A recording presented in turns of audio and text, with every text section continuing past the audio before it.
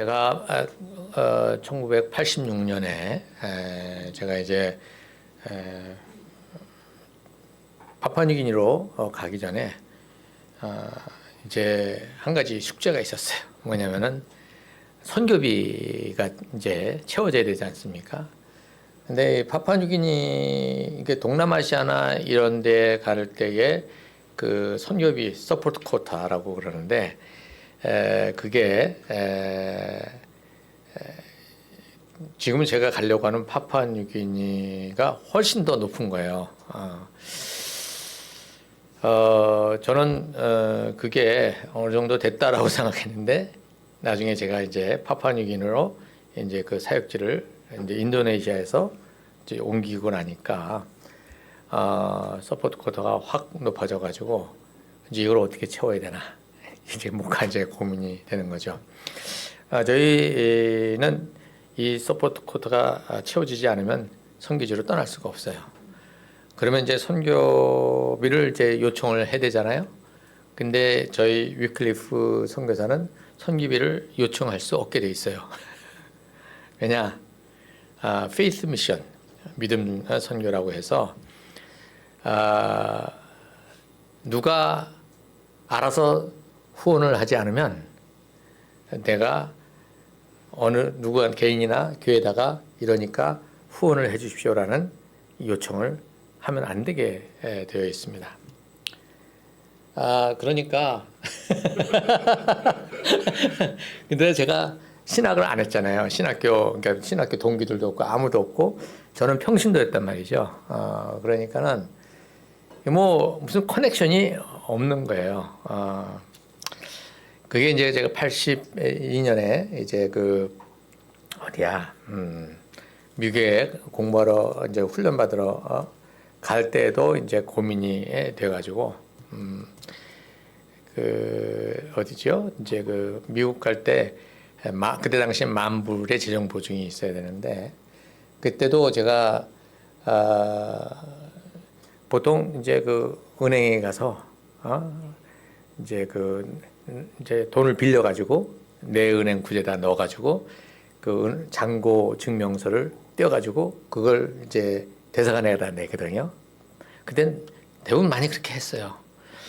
근데 저는 이제 그때에 그걸 하려니까 이게 내 돈이 아닌데 그거를 하려니까 마음에 이게 부담이 생기는 거예요. 내가 지금 하나님의 선한 일을 하러 가는데 초반부터 이 깨끗하지 못하다라는 생각이 들어서 이제 고민을 이제 하면서 이걸 어떻게 해야 되나라고 이제 생각을 했는데요. 다음 주 월요일에는 이제 대사관을 가야 되는데 그때는 새벽에 일찍 나가가지고서 줄 서가지고서 있었잖아요, 그렇죠? 이제 그런데 제가 금요일 날 하도 답답해가지고 그냥 집을 나왔어요. 나와서 길에 무슨 혹시 봉투가 안 떨어졌나? 그래가지고 하얗고 제가 신촌 로터리 저기 홍익 전문대학교 있는데 지금 이랜드 그 옛날에 그 본사 있었는데 있죠 거기 거기 뒤가 제 집이었거든요.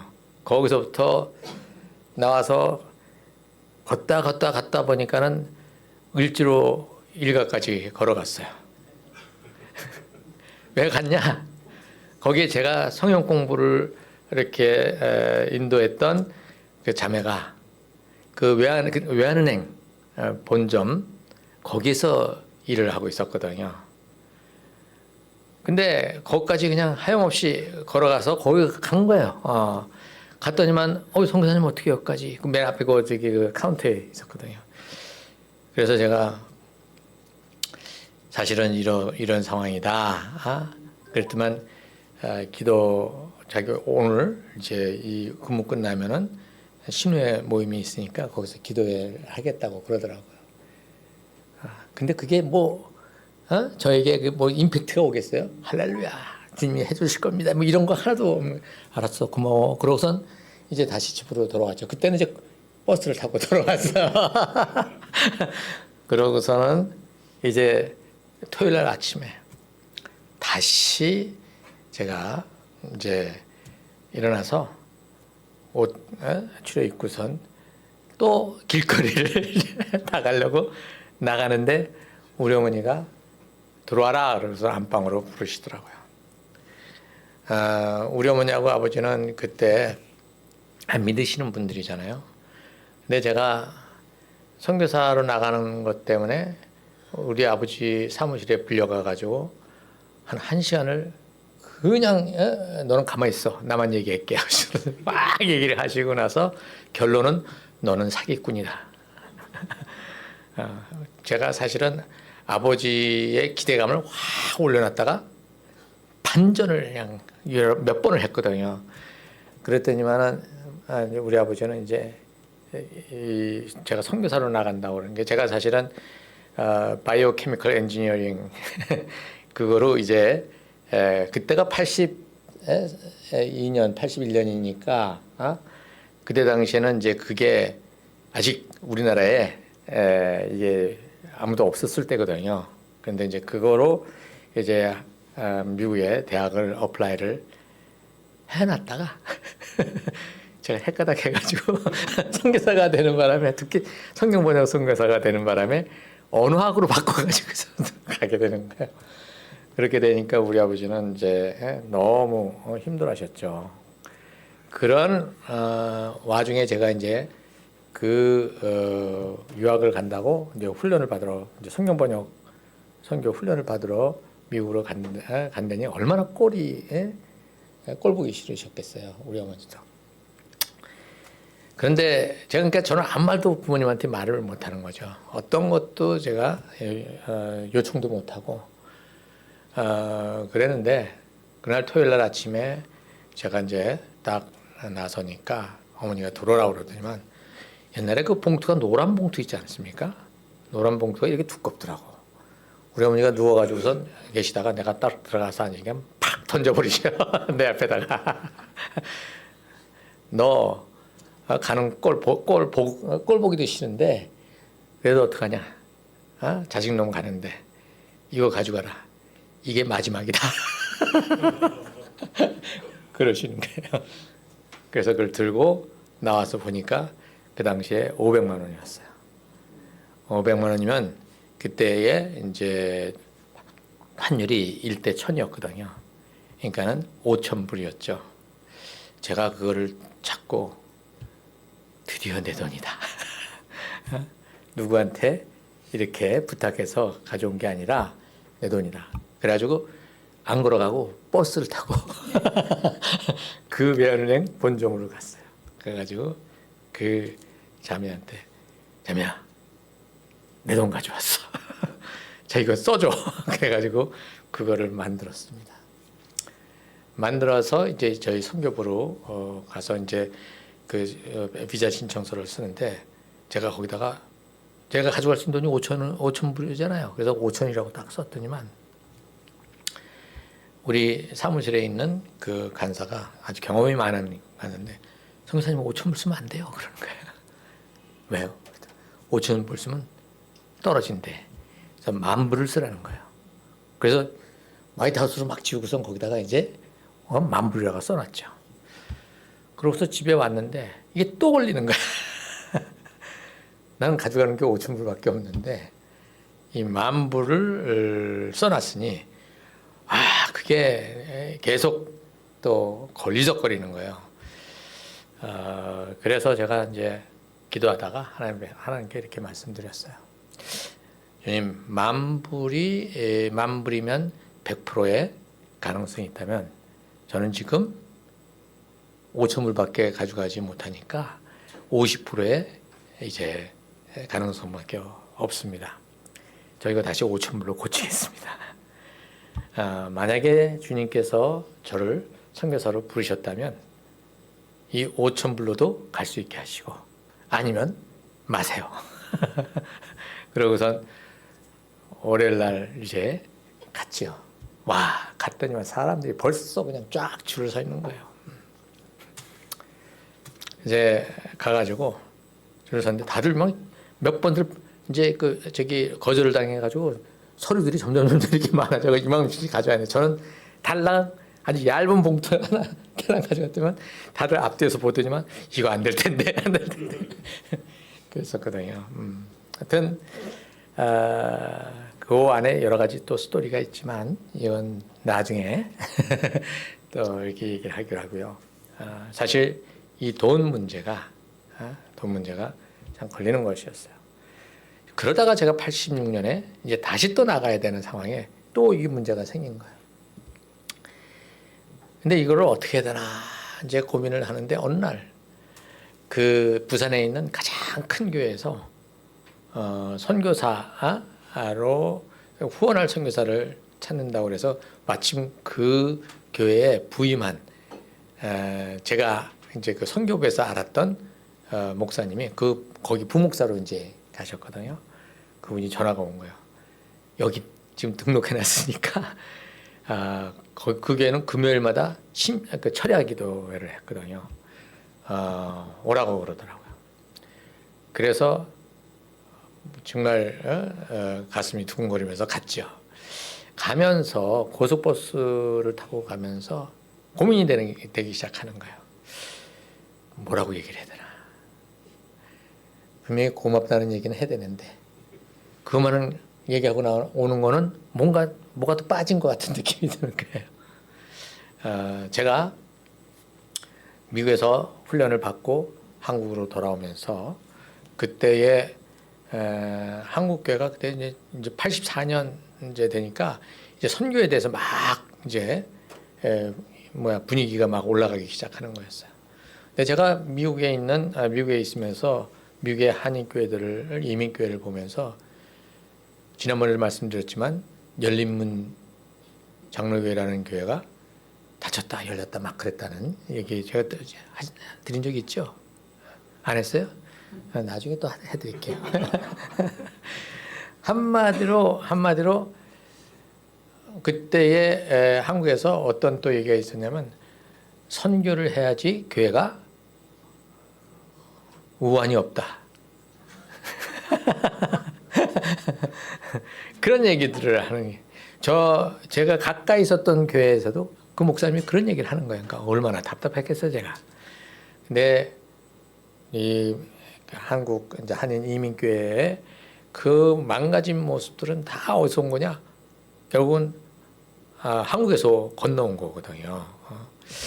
그래서 저는 그때 한국 교회가 망하는 거는 선교를 안 해서 망하는 게 아니라 말씀에 대한 제대로 된 이해가 없고 두 번째로는 그 말씀에 따라 살아가는 실천의 삶이 없기 때문에 망하는 거다. 저는 그렇게 결론을 내리고 하나님 앞에 이제 기도를 했습니다. 하나님, 저 이제 한국으로 들어가는데 이제 이 들어갈 때에 저 고민이 됩니다. 선교사기 때문에 가면 분명히 또 부르게 되면 선교에 대한 얘기를 해야 되는데 저한테는 지금 선교에 대한 얘기를 해야 될 게 아니라 바이블 앤 라이프, 말씀과 삶에 대한 이야기를 해야 된다는 이 마음의 부담이 있습니다. 그런데 이 선교를 얘기 안 하고 말씀과 삶에 대한 얘기를 하게 되면 선교비가 안 들어올 것 같고 그래서 선교에 대한 얘기를 하면 내 마음이 찜찜하고 어떻게 하면 좋습니까? 라고 주님께 말씀을 드렸는데 제 마음속에 이러한 생각이 탁 들어오더라고요. 너는 네가 뭐를 하기를 원한다고 생각하느냐? 이런 생각이 또 들어오는 거예요. 그래서 제가 아무래도 말씀과 삶 같은데요. 그랬더니만 그러면 그거 하면 되잖아. 그래서 제가 그럼 내 선교비는요? 그랬더니만 내가 원하는 걸 하는데 너의 필요를 내가 채우지 않겠느냐. 그게 저를 탁 이제 휘어잡았어요. 알겠습니다. 그러고선 한국에 84년에 들어와서 제가 2005년 이제 선교를 완전히 마무리 짓는 그때까지 제가 교회에서 선교에 대한 설교단에 올라가서 선교를 외쳐본 적이 없습니다. 매번 할 때마다 말씀과 삶 그 얘기를 했어요. 그런 이제 마음으로 있었는데 막상 그 교회에 선교비 10만 원을 이제 후원받는 그 자리를 가는데 마음에 이걸 얘기해야 되나? 얘기했다가 끌어주면 어떡하나? 이런 생각이 굉장히 왔다 갔다 많이 했거든요.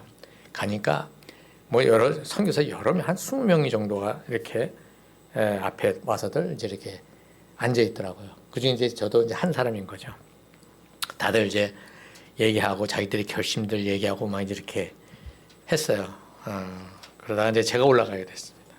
올라가서 제가 얘기하기를 감사합니다 하고서 그런데 제가 한 가지 여러분들을 위해서 이 선교비 여러분들이 후원하는 선교비 10만 원을 위해서 제가 기도할 게 있습니다. 앞으로 기도할 겁니다 라고 말씀드렸던 것은 이 선교비가 여러분들이 정직하게 하나님 앞에서 일한 대가로 받은 그 헌금에서 주어지는 선교비가 되도록 기도하겠습니다.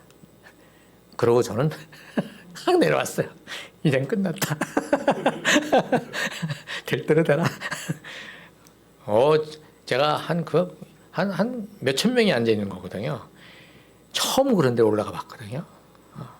다리가 후들후들 떨리고 뒤에 또 그 담임 목사님 딱 이렇게 있는데 이 얘기를 한다는 게 사실은 중압감 때문에 하기가 쉽지 않았어요. 그래도 이제 저질러 놓고 나와서 그 다음에 이제 서울로 이제 저희 성교부로 돌아왔죠. 이제 이거는 포기. 그랬는데 후원하겠다고 연락이 왔어요. 근데 그 이후로 그 교회를 가본 적이 없어. 부르지를 않아.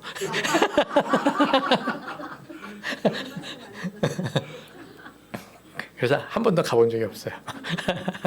예. 제가 이 얘기를 하느냐? 지금 오늘 이 돈 문제, 이 재정 문제가 제가 선교라는 그 거룩한 일, 참 귀한 일에 뛰어들었을 때는 정말 뭐냐면 모든 게 다 핑크빛이었어요. 근데 막상 그 현실로 들어가 보니까 이거는 완전히 진흙, 구렁텅에 빠져 있는 그러한 과정이었다는 것이죠. 이 돈 문제가 항상 우리를 어떻게 해요? 휘어잡아요. 여기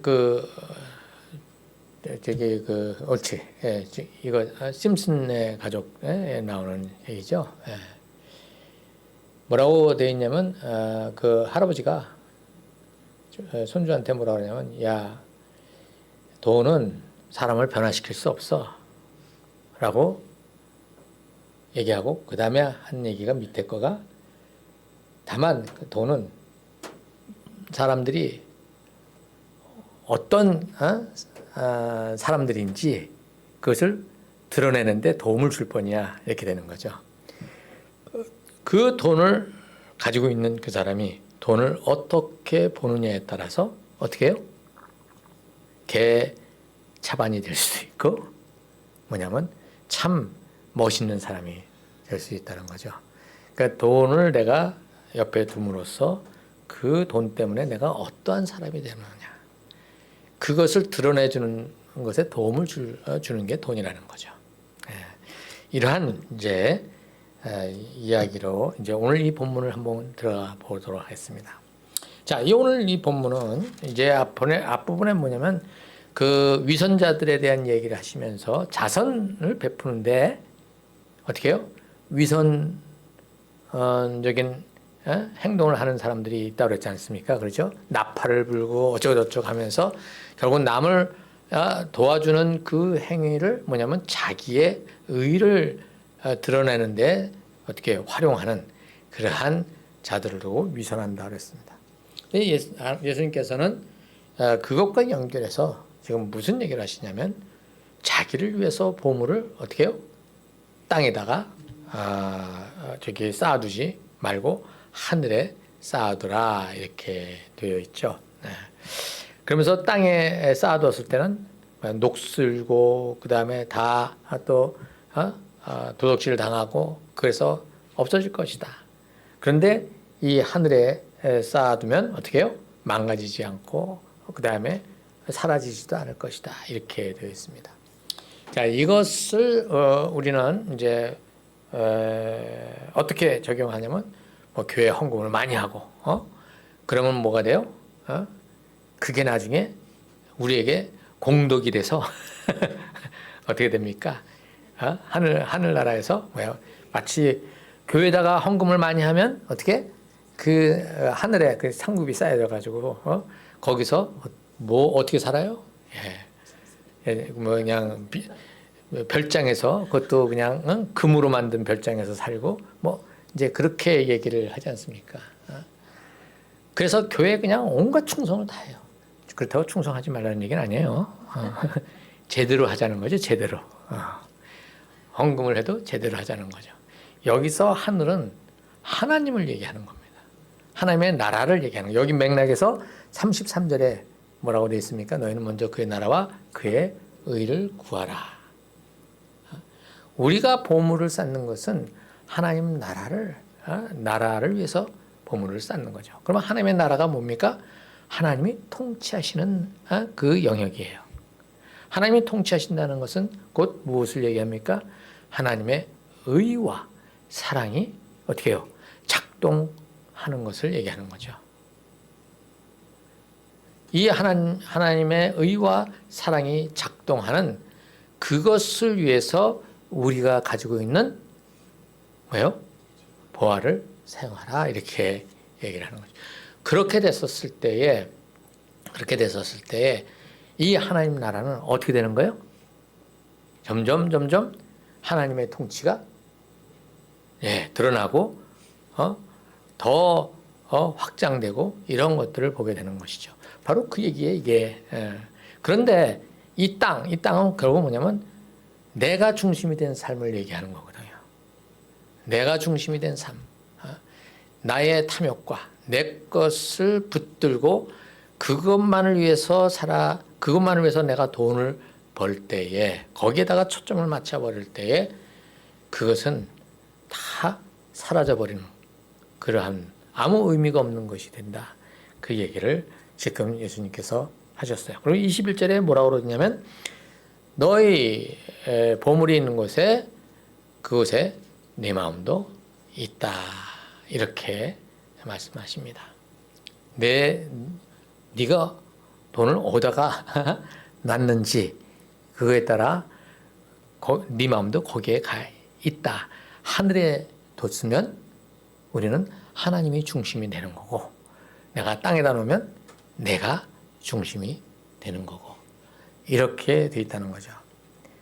그러면서 22절, 23절은 갑자기 눈 얘기를 해요. 눈이 성하면 어떻게 해요?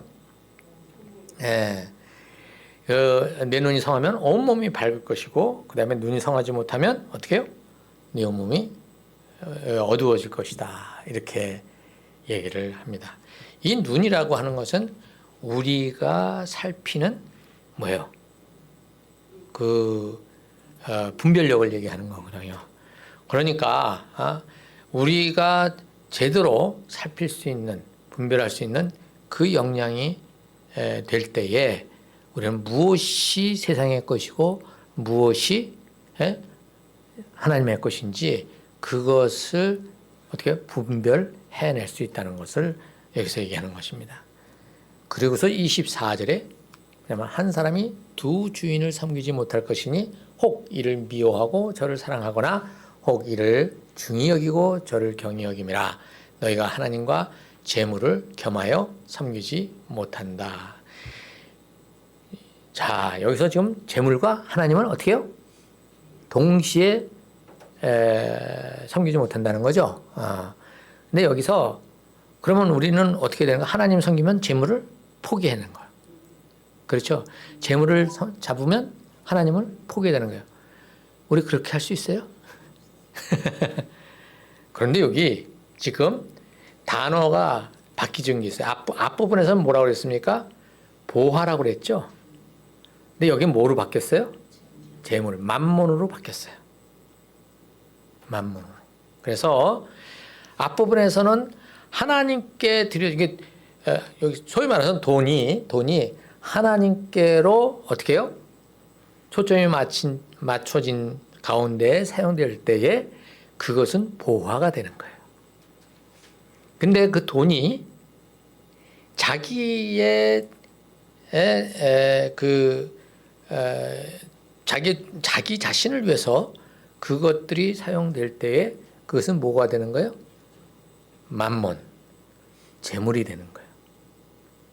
그래서 지금 이 두 영역을 지금 얘기를 하는 겁니다. 그래서 여기서 돈이 나쁘다 그 얘기를 하는 게 아니라 돈을 우리가 어떤 관점에서 바라보고 우리가 어떻게 그것을 내가 핸들하느냐라고 하는 이 문제를 지금 예수님이 말씀을 하시는 거죠.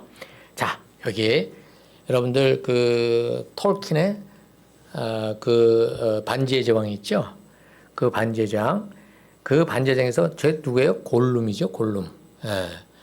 이 골룸이 원래는 스미골이라고 하는 그 사람이었는데 이 반지를 자기가 욕심을 내다가 어떻게 보면 사람 옆에 있는 친구를 죽이고 이제 나가는 얘기가 한 3분 정도 되니까 한번 보면서 우리가 잠깐 얘기를 해보도록 하겠습니다. It's mine. My own. My precious. Precious? It's been called that before, but not by you.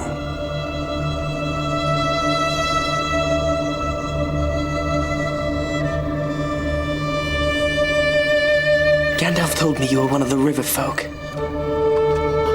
He said your life was a sad story. You are not so very different from a hobbit once. Were you? Smeagol. And for 2,500 years, the ring passed out of all knowledge. Until, when chance came, it ensnared a new bearer.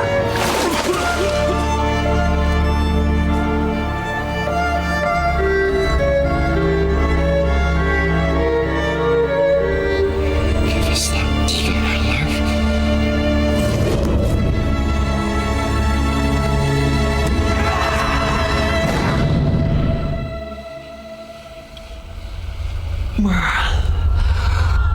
Precious. Cursed us. Literally called us. Cursed us. And drove us away. The ring came to the creature Gollum, who took it deep into the tunnels of the misty mountains, and there it consumed him.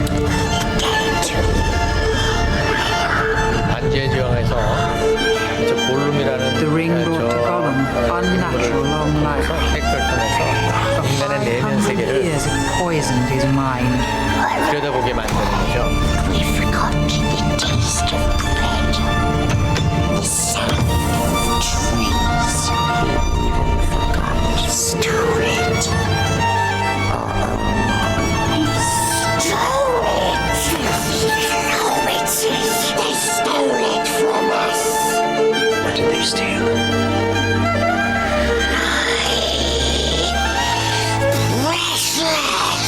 Precious! 마지막 장면입니다.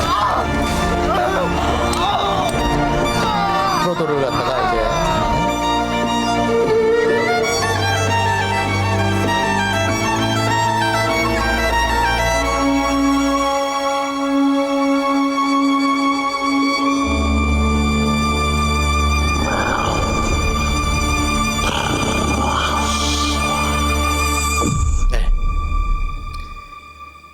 저 용암 불덩어리에 떨어지면서도 어떻게 해요? 너무 좋아하는 장면 나오죠. 자기가 죽는 것도 모르는 거예요. 여기에 지금 나오는 네 보물이 있는 곳에 내 마음이 있다. 하나님과 재물을 동시에 섬기지 못할 것이다. 여기서는 뭐 일단은 그 반지의 제왕에서 이 반지는 여기서는 일차적으로 뭐예요? 권력, 힘을 얘기하고 있죠. 그렇죠? 이 톨킨이 천주교인이거든요. 그래서 이 반지, 그 C.S. 루이스하고 같은 시대에 살았던 사람이에요. 근데 C.S. 루이스의 그 나르니아 그 얘기보다 저는 이게 훨씬 더 뭐랄까 재밌어요. 그리고 더 깊은 이야기를 주는 것 같다는 생각이 들기도 합니다. 지금 이것처럼 오늘 지금 저희가 본 것처럼 예수님께서는 우리가 이 세상을 살아가면서 어디에다가 기준을 두고 걸어가야 될 것이냐. 심지어는 재물을 가지고 남을 도울 때도 어떻게 해요? 그것이 겉으로 봤을 때는 어때요? 굉장히 좋은 것 같지만 그 안에 이 과정을 통해서 자기의 명예를, 자기의 이름을 세우려고 하는 그런 자기 중심이 있다면 그거는 겉으로는 재물을 어떻게 사람들을 위해서 썼으니까 아마 하늘에 세운 것 같지만 어떻게 되는 겁니까? 여러분 그것은 본인에게는 어떻게 되는 거예요? 아니라는 거죠. 그는 재물을 섬긴 게 되어버린다는 것입니다. 여기에 지금 예수님께서 이 재물을 두고 이걸 갖다가 얼마만큼 거기다 썼냐 이 얘기를 하시는 것이 아니라 그 재물을 두고 우리는 어떻게 그 재물을 바라볼 것이냐라고 하는 이 관점을 지금 예수님께서 보여주시고 있어요. 그래서 여기 하나님과 재물을 아울러 섬길 수 없다라고 지금 말씀하셨는데 이것은 뭐냐면 어느 하나를 성해서 뭐냐면 금욕의 삶을 살라는 얘기가 아니라 어떤 가치를 우리가 붙들어야 될 것이냐라고 하는 얘기를 하는 것이죠. 그리고 25절서부터 이제 무슨 얘기를 하시냐면 목숨을 위하여서 무엇을 먹을까 무엇을 마실까 몸을 위하여 무엇을 입을까 염려하지 마라. 목숨이 음식보다 중하지 아니하며 몸이 의복보다 중하지 아니하냐 하면서 쭉 그 이제 공중 사는 새 그다음에 솔로몬의 옷 이것을 말씀을 하십니다. 근데 여기서 한 가지 우리가 좀 헷갈리는 게 있어요. 여기는 목숨이라고 하니까 죽고 사는 거라고 생각한단 말이죠. 그렇죠? 죽고 사는 것, 내가 살려고 무엇을 먹을까, 무엇을 마실까 걱정하지 마라. 여러분들 그 말이 좀 논조가 좀 맞지가 않는 것 같지 않습니까? 내가 오늘 한 끼가 없어서 굶는 것을 두고 무엇을 먹을까? 무엇을 마실까? 여기서 무엇을 먹을까가 아니라 원래는 이렇게 돼야 되겠죠. 만약에 목숨이라면 그 목숨을 유지하기 위해서 하나님이 뭐예요?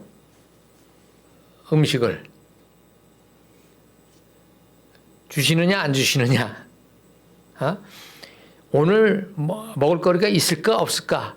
그것에 대해서 염려하지 말라 이렇게 얘기를 하고 네, 마시는 것도 어떻게 해요? 콜라냐? 주스냐?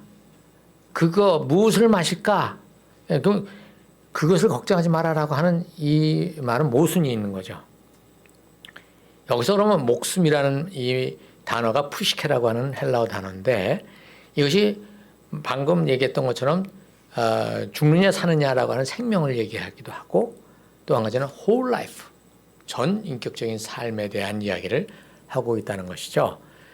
그래서 이것은 뭐냐면 우리가 사람답게 사는 삶을 위해서 무엇을 먹을까? 무엇을 마실까? 저 같은 경우는 먹는 거에 그렇게 목숨을 안 걸어요. 그 먹는 거에 이렇게 관심이 별로 없거든요. 근데 많은 사람들이 어디 가면 뭐 맛집이 어디 있고 뭐가 어디 있고 다 이러지 않습니까? 그렇다고 여러분들 저는 성스럽고 여러분들은 아니다 그 얘기하는 거 아니에요. 여기서 얘기하는 것은 걱정하지 말라고 그랬지 않습니까? 거기에 매몰되지 말라는 얘기를 하는 거예요. 짜장면을 먹느냐? 거기다가 뭐죠? 그거? 탕수육을 넣느냐? 요리를 먹느냐? 아니면 라면을 먹느냐? 지금 그거를 가지고 왜냐하면 우리의 온 신경이 거기에 다 쏟아지지 말라는 얘기를 하시는 거죠. 사느냐 죽느냐로는 어떤 거를 먹느냐 그 얘기를 하지 않는 거예요. 그러나 내가 오늘 나 행복하다 라고 할 때에 각각 사람마다 행복이 다 달라요. 그렇죠? 그런데 그 행복감을 채우기 위해서 어디다가 온 신경을 써요? 100불짜리냐 200불짜리냐 옷도 뭐냐면 이 옷이냐 저 옷이냐 그런 어떤 것 그런 것에 내 생각이 매몰되지 거기에 노예가 되지 말라는 얘기를 하시는 거죠.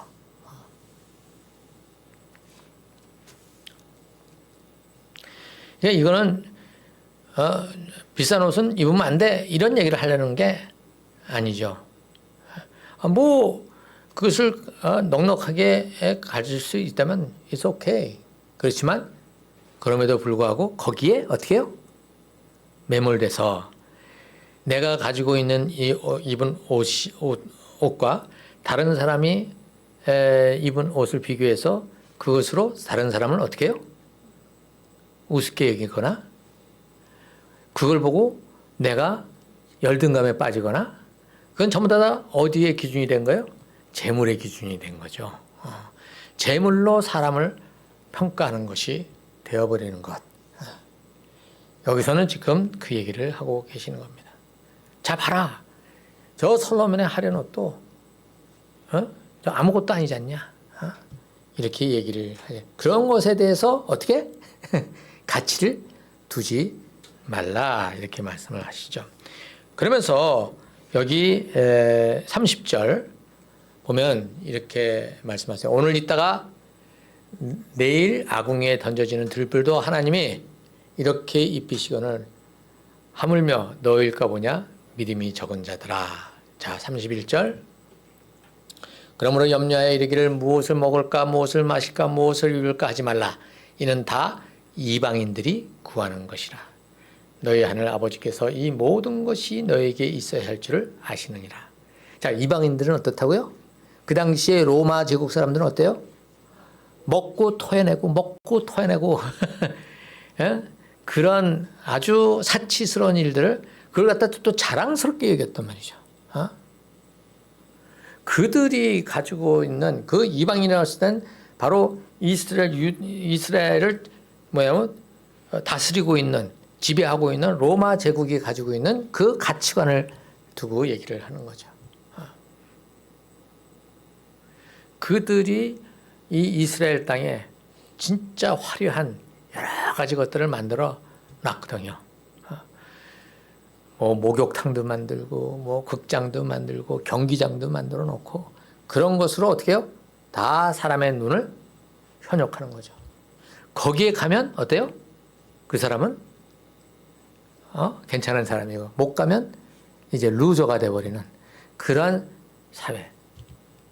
거기에 갈 수 있는 사람들은 이스라엘 백성들 중에서 많지가 않아요. 다 뭐예요? 굉장히 어려운 삶을 살았기 때문에.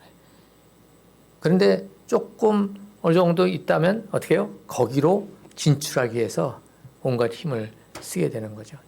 그러면서 그것은 다 이방인들이 구하는 것이다. 너희들이 하나님의 사람이면, 나의 제자라면 그곳에서부터 자유로워야 된다. 이 얘기를 하는 겁니다. 그러면서 이 모든 것이 너에게 필요하다는 것을 아신다 그랬어요. 무엇을 먹어야 될지, 무엇을 입어야 될지, 마셔야 될지, 너희들의 그 선호도와 이런 것들에 대해서, 너희들이 좋아하는 것들에 대해서, 그리고 너희들이 필요하다고 하는 것들에 대해서 다 알고 계신다는 거예요. 여러분들의 각각의 취향이나 성향을 하나님이 무시하는 분이 아니라는 거예요. 네, 그러니까 너희들이 좀 마음의 여유를 가져라 이거예요.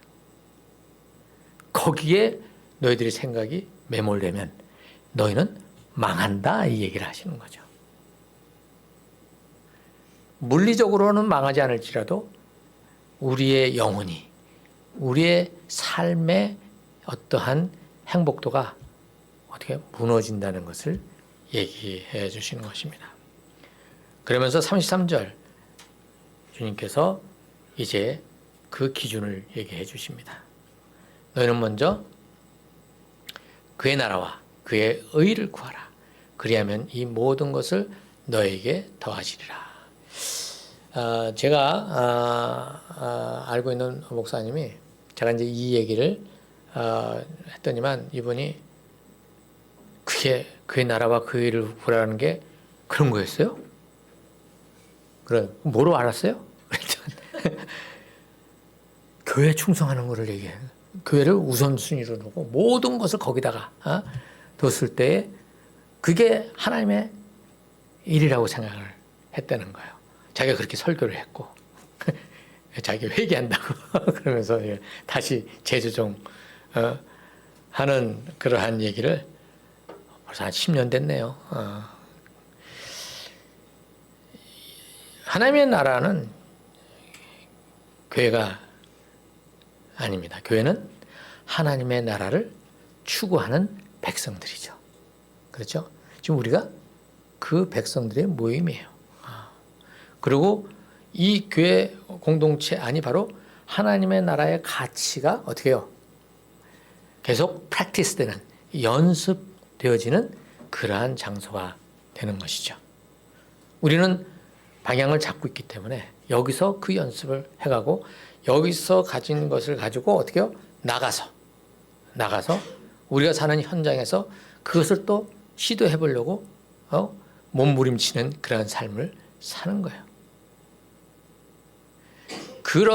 그러다가 다시 여기로 돌아와서 우리가 된 것, 못된 것, 못한 것들 이런 것들을 또 나누고 그러고 같이 기도하고 같이 격려해주고 이제 이러한 과정들이 지금 여기에서 얘기하는 것이죠. 그러면서 마지막 34절 그렇게 살 때에 33절에 그렇게 살 때에 하나님께서 너희들이 필요한 것들을 다 어떻게 해요? 다 채워줄 것이다. 이렇게 말씀을 해 주십니다. 근데 그것은 우리가 생각하는 내가 기대했고 예상했던 것으로 안 올 수도 있어요. 다른 방식으로 올 수도 있거든요. 34절 얘기는 그러므로 내일 일을 위하여 염려하지 말라. 내일 일은 내일에 염려할 것이요 한날의 괴로움은 그날로 족하다. 이게 즉 제가 그동안에 이해하고 있었던 것은 계속 이제 오늘 부딪히는 힘든 것만 해도 벅차니까 어떻게 내일 것까지 끌어다가 미리 염려하지 말라는 이제 얘기로 우리가 이해를 한단 말이죠. 여기서 얘기는 예수님께서 말씀하시는 것은 갑자기 왜 이 얘기를 하실까? 아픈 것이 다 채워주신다 그랬잖아요. 그렇죠? 그래놓고 왜 내일 일을 위해서 염려하지 말라. 내일이 불안하다는 거잖아요. 그렇죠? 그러니까 그거에 또 염려하지 말라 그랬어요. 내일에 일어날 어떠한 불안한 것 때문에 내가 거기에 매몰되지 말라는 거죠. 오늘 내가 겪고 있는 괴롭만으로도 충분하다는 거예요. 이렇게 얘기하면요. 오늘 그러면 오늘도 괴롭고 내일 가면 내일도 괴롭잖아요. 그렇지 않아요? 이게 지금 무슨 말씀을 하시는 건가? 그러니까 우리가 이걸 잘 들여다보면 사실 여기에 지금 하늘에 쌓아두지 땅에다 쌓아두지 말라. 네 눈이 뭐냐면 성에서 잘 분별해가지고 그 재물인지 보호한지 그것을 잘 살펴서 선택을 해야 되고 이런 얘기를 지금 쭉 하셨잖아요. 이게 오늘 우리가 다루어야 될 일들이라는 거죠. 근데 그 일들이 괴롭다는 거예요. 지금 나에게 어떤 큰 사고가 있어서 그거를 다루는 것 때문에 괴롭다는 얘기가 아니라 무슨 얘기냐면 하루하루 매일매일 어떻게 해요? 하나님의 나라의 가치를 붙잡고 그것을 선택해가는 그 삶이 어떻다는 겁니까? 쉽지 않다는 얘기를 하는 거예요. 그런데 내일 것까지 가져다가 오늘의 그것에다가 하나를 더하지 말라는 거예요. 그거는 놔두고 매일매일 오늘 하루하루 어떻게 해요? 내가 결정해야 될 그 선택권을 어떻게 지금 써가라는 거죠. 쉽지 않지만 그렇게 해 가라는 것입니다. 여기서 주님께서는 이 재물을 두고 우리가 이 물질을 두고 이렇게 결정해 가는 이 과정이 쉽지 않다는 것을 우리 주님께서도 인정해 주시는 거죠. 그래서 그거를 어떻게 해요? 선택해 가고 또 어떤 때는 우리가 못할 때도 있잖아요. 힘들어하고 여러 가지 그런 상황들이 주어진 이것이 어렵다는 것을 예수님께서 벌써 감안하시고 이 얘기를 하시는 거예요. 이것이 우리에게 얼마나 큰 위로가 되는지 몰라요. 이미 하나님 나라의 그 삶을 살아가는 것이 어떻다? 쉽지 않다. 그래서 우리는 다시 5장 맨 앞으로 들어가게 되는 거죠. 심령이 가난해지고 또 내가 슬피 우는 그러한 일들이 있고 또 내가 겸손해질 수밖에 없는 그러한 상황들. 그때마다 주님께서는 하나님의 나라가 너에게 속해 있다. 염려하지 말아라. 이렇게 가신다는 것이죠. 저도 마태복음 6장 이것을 들여다보면서 참 오랫동안 풀리지 않았던 이 이야기들 어떻게 보면 이게 따로따로 또 이렇게 조각조각 나와버리는 것 같은 이 그림인데 우리 주님께서 이것이 하나의 흐름을 두고 지금 얘기하시는 것은 우리가 먼저 하나님 중심으로 세워져 갈 때에 그것이 비록 어렵지만 그것이 힘들지만 계속해서 그것을 추구해 가라. 이렇게 우리를 격려하고 응원하고 있다는 사실입니다. 우리 같이 기도하도록 하겠습니다.